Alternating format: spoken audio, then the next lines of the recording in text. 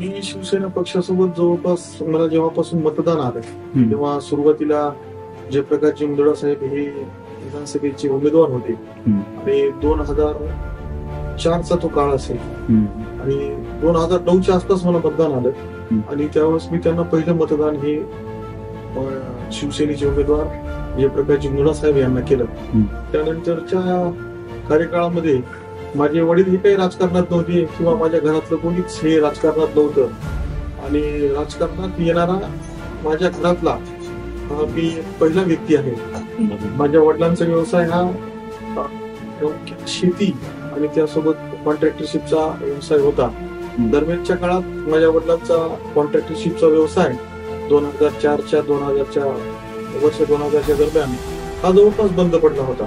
त्यानंतरच्या काळात मी माझं इंजिनिअरिंगचं पॉलिटेक्निकचं शिक्षण पूर्ण करून त्यानंतरच्या काळामध्ये मी वडिलांच्या सोबत आलो आणि माझ्या वडिलांचा बंद पडलेला व्यवसाय मी 2004-2005च्या दरम्यान माझ्या हाती घेतला आणि तिथून पुढच्या काळामध्ये मी एक यशस्वी पाऊल टाकत वडिलांच्या सोबत या क्षेत्रामध्ये पदार्पण केलं आणि तिथून पुढे येत 2012च्या आसपास जी जिल्हा परिषदची निवडणूक पहिली निवडणूक माझ्या वयोगटामध्ये मला जेव्हा लाभली तेव्हा मी शिवसेनेकडून निवडणूक लढवण्याचा प्रयत्न केला, परंतु त्यावेळेस मला माझं वय खूप कमी होतं. 31 वर्षाच्या आसपास माझं वय होतं.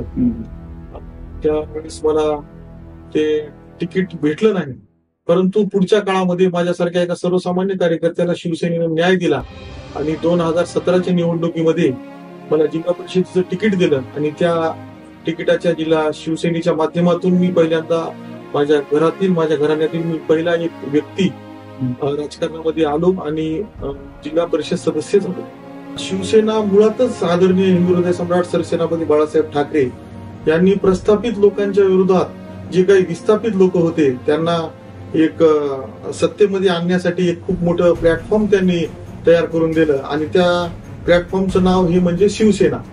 आणि या शिवसेनेच्या माध्यमातून आमच्या हिंगोली जिल्ह्यातील सुरुवातीला हा हिंगोली आणि परभणी हा जिल्हा एकच होता, परंतु 2001च्या दरम्यान 1999-2000च्या दरम्यान हा जिल्हा वेगळा झाला. परभणी जिल्ह्यातून हा जिल्हा वेगळा होऊन हिंगोली जिल्हा असा जिल्हा नावारूपाला आला. यामध्ये प्रामुख्यानं वसमत विधानसभा असेल, कळमनुरी विधानसभा असेल आणि त्याचबरोबर हिंगोली विधानसभा असेल अशी 3 क्षेत्र इथं निर्माण झाली आणि याच्यामध्ये प्रामुख्यानं वसमतवर पहिल्यापासून शिवसेना हे वसमतचा बालेकिल्ला म्हणून इथं नावारूपाला अख्ख्या महाराष्ट्रामध्ये आणि मराठवाड्यामध्ये आला आणि शिवसेनेच्या माध्यमातून आदरणीय आमचे जयप्रकाशजी मुंदडा साहेब होते त्यांना शिवसेनेच्या माध्यमातून इथं मंत्रिपद भेटलं आणि त्यांच्या काळात हा हिंगोली जिल्हा वेगळा झाला आणि त्यांचं 5 वर्ष पालकमंत्री पद हिंगोली परभणी जिल्ह्यासाठी त्यांना लाभलं आणि प्रामुख्यानं वसमतचा शिवसेनेचा खूप जुना संबंध आहे. आदरणीय बाळासाहेब ठाकरे यांचं वसमतवर विशेष प्रेम होतं. त्यांनी वसमत सारख्या हिंगोली जिल्ह्यातल्या एका मागास जिल्ह्यामधल्या वसमत तालुक्याला मंत्रिपदाचं प्रतिनिधित्व दिलं आणि या माध्यमातून शिवसेनेचं एक खूप जुनं नातं या जिल्ह्यासोबत आहे.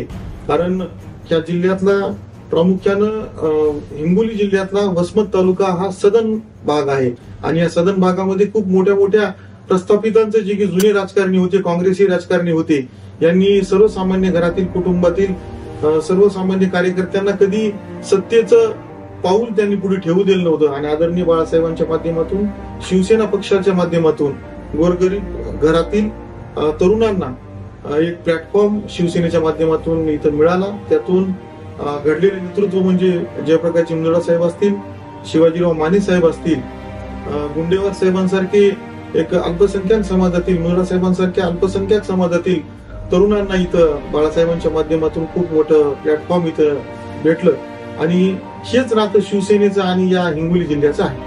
मी आदरणीय उद्धव साहेबांच्या सोबत सुद्धा एक वसमत तालुक्याचा तालुका प्रमुख म्हणून इथं या पदावर काम केलेलं आहे आणि त्याचबरोबर आता आदरणीय एकनाथजी शिंदे साहेबांच्या सोबत सुद्धा तालुका प्रमुख म्हणून इथं पक्षाचं काम करतो आहे.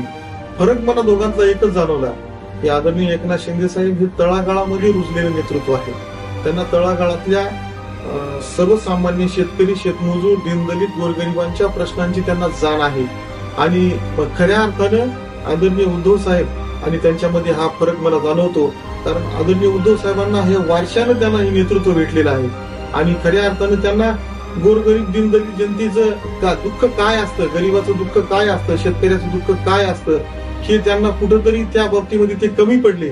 आणि त्यामुळंच आज आमच्यासारखे तरुण लोक हे आदरणीय एकनाथजी शिंदे साहेबांसोबत आम्ही जोडल्या गेलो. कारण त्यांना आमच्यासारख्या तरुणांकडे येणाऱ्या ग्रामीण भागातील ज्या काही अडीअडचणी असतात, त्या अडीअडचणीची जाण आदरणीय एकनाथजी शिंदे साहेबांना आहे. आणि त्यामुळं आम्ही आपसुकच आदरणीय एकनाथजी शिंदे साहेबांच्या नेतृत्वासोबत त्यांच्यासोबत गेलेलो आहोत. श्रीकांत शिंदे साहेबांना आम्ही लोकसभेत तर त्यांची भाषणं, त्यांचं कौशल्य, त्यांचं कार्यकुशलता आम्ही पाहिलेलीच आहे. त्याचबरोबर श्रीकांतजी शिंदे साहेबांचा आमचा समोरासमोर सुद्धा संबंध आलेला आहे. ज्यावेळेस ते आदरणीय आमचे जिल्हा प्रमुख संतोषजी बांगर आणि आमचे लोकप्रिय खासदार हेमंतजी पाटील यांच्या कार्यक्रमाच्या निमित्तानं कळमनुरीला आलेले असताना त्यांची आमची तिथं गाठभेट झाली. आणि एका पहिल्या मुलाखतीत त्यांनी माझ्यासारख्या एका सर्वसामान्य तरुणाला, एका सर्वसामान्य कार्यकर्त्याला जवळपास 5 मिनिटांचा वेळ दिला आणि वसमतचे हाल अहवाल त्यांनी माझ्याकडून जाणून घेतले. किंवा आपला इथला शेतकरी कसा आहे, आपल्या इथला शिवसैनिक, आता त्या शिवसैनिकाला न्याय मिळवून देण्याचं काम हे तुझं आहे. आणि खऱ्या अर्थानं त्या शिवसैनिकांच्या, गोरगरीब शेतकऱ्यांच्या ज्या काही अडीअडचणी असतील तर त्या तू सरळ घेऊन माझ्याकडे मुंबईला येत जा. मी सदैव तुमच्यासाठी, माझे 24 तास घराचे दरवाजे खुले आहेत. आणि त्याचबरोबर आम्ही नंतर मुंबईला सुद्धा त्यांची बरेच वेळेस आमची भेट झाली.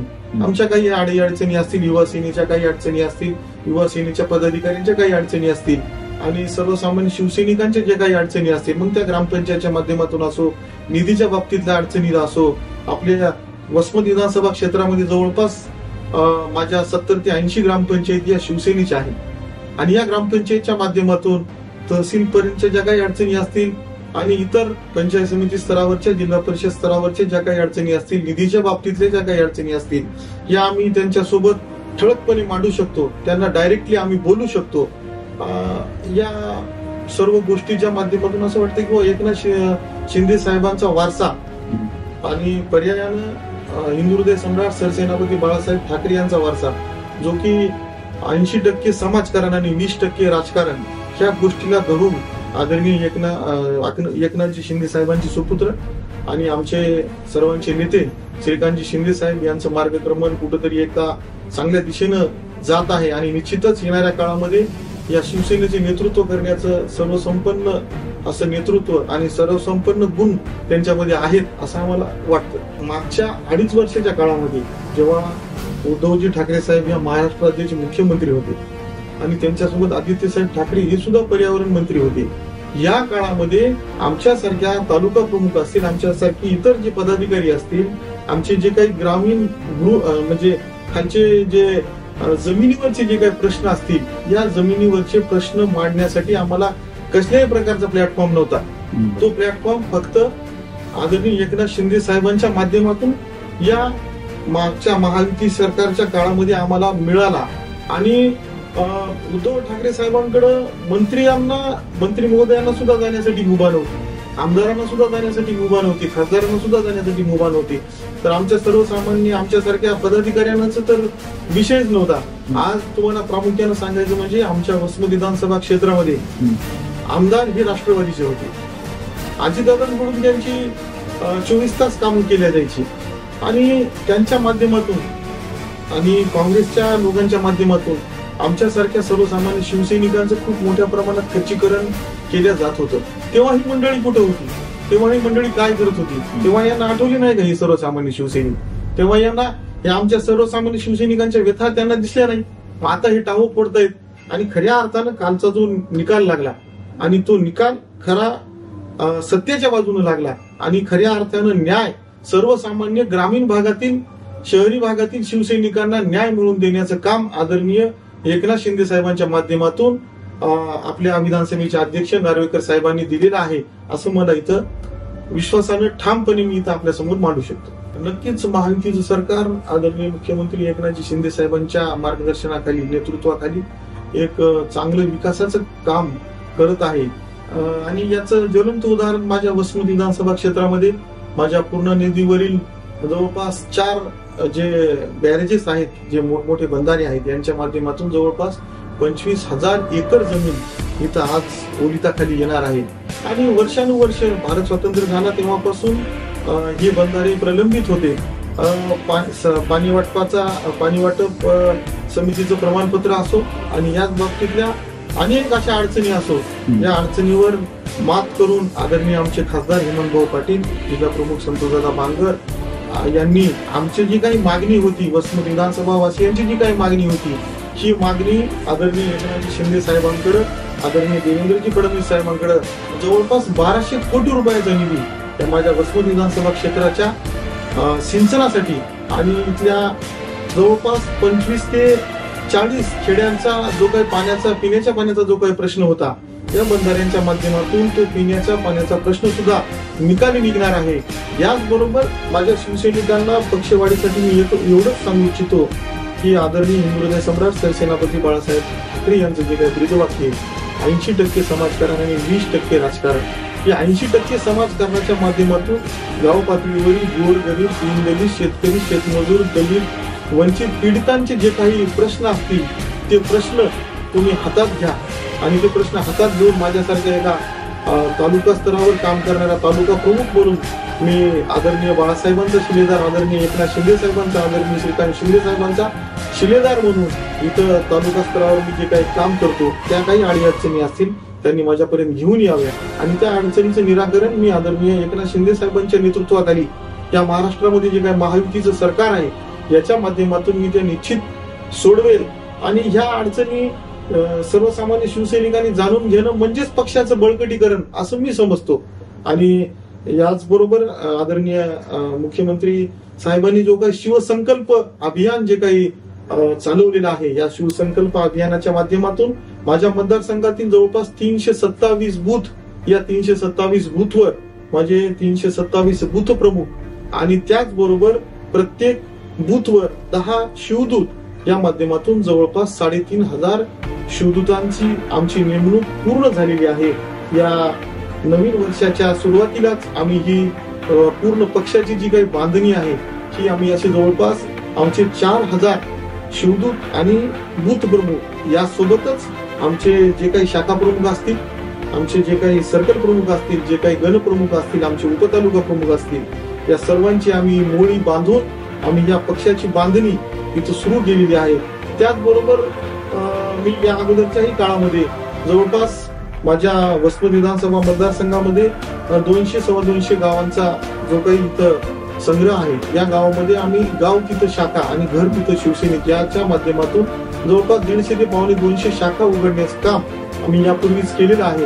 आणि याच्या माध्यमातून मी माझ्या सर्व शिवसैनिकांना एवढंच सांगू इच्छितो की ग्रामीण भागातील गोरगरीब जनतेचे जे काही प्रश्न असतील ते प्रश्न सोडवून आपल्या पक्षाची पक्ष संघटना वाढवण्याचं आणि पक्ष बळकट करण्याचं काम आपण सर्वांनी करावं.